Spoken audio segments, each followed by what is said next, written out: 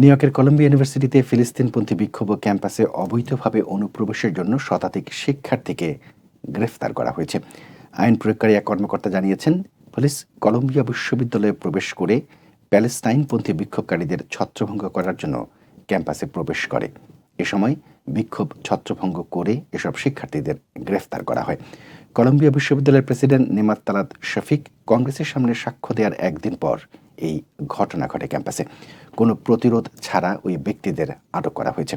ঘটনাটি ক্যাম্পাসের ভেতরে ঘটেছে বলে অভিযোগকারী হিসেবে বিশ্ববিদ্যালয়ের নাম রয়েছে। এর আগে কলম্বিয়া বিশ্ববিদ্যালয়ের president Nemat Talat Shafik Washington ডিসিতে হাউস এডুকেশন কমিটির কাছে সাক্ষ্য দিচ্ছিলেন। তখন সাধারণ শিক্ষার্থী, বিভিন্ন অনুষদ এবং অন্যান্যরা সহ বিক্ষোভকারীরা ম্যানহাটনে জড়ো হয় এবং ক্যাম্পাসে তাঁবু স্থাপন করেছিল। ওই দিন ইসরায়েলপন্থী ও ফিলিস্তিনপন্থী গোষ্ঠীগুলোর মধ্যে প্রতিদ্বন্দ্বিতামূলক সমাবেশ বাড়তে থাকে। ফিলিস্তিনের পতাকা ওড়ানো বেশ কয়েকজন ছাত্র পুলিশ কর্মকর্তাদের সঙ্গে মৌখিক সংঘর্ষে জড়িয়ে পড়েন এবং পুলিশ বিক্ষোভকারীদের ব্যারিকেড দিয়ে আটক রাখতে শুরু করে। ফিলিস্তিনপন্থী বিক্ষোভকারীরা পুলিশের সঙ্গে সংঘর্ষে জড়িয়ে পড়েছে এবং কেউ কেউ ছোট ছোট আগুন জ্বালিয়েছে এবং বিক্ষোভ করেছে।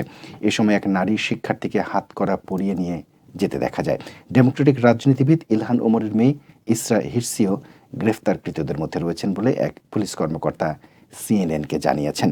ওই কর্মকর্তা বলেন, হিরসিকে প্রক্রিয়াধীন করা হচ্ছে এবং তাকে হেফাজত থেকে মুক্তি দেওয়া হবে।